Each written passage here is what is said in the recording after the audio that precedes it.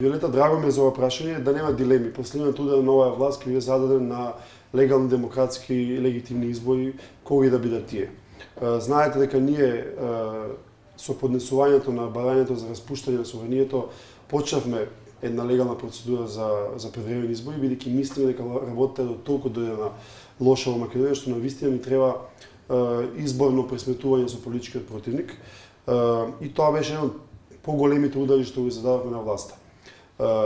Се до изборите, кога да се тие, ќе бидете сведоци на една серија на, да кажем, политички удари што СДСМ опозицијата, но и граѓанството пошироко ќе го зададе на власта.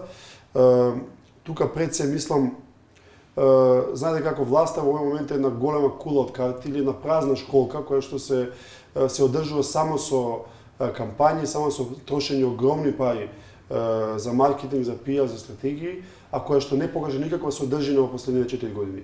И таков вид на автократска власт, таков вид на тврда власт, која што знае само за страф и насилие, паѓа бавно.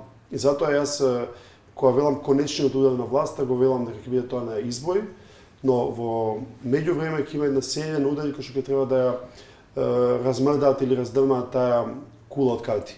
Во тој контекст мислам дека и ова храбрување на луѓето што се осеќа буквално каде дојдете низ Македонија и по градови и низ села, ќе ни биде добредојдено во смисла дека се повеќе луѓе се приклонуваат кон нашата опција, имајќи верба дека навистина овој пат работите ќе може да сменети и дека оваа власт која што безмалку до вчера, пред да ги одбијат превремените избори, се правеше дека е силна и дека води на анкетите, сега веќе е во една дефанзивна фаза. Лошиот елемент од тоа е дека ваква авторитарна власт, кога паѓа, се однесува како рането куче, кое што колку повеќе е рането, толку повеќе каса.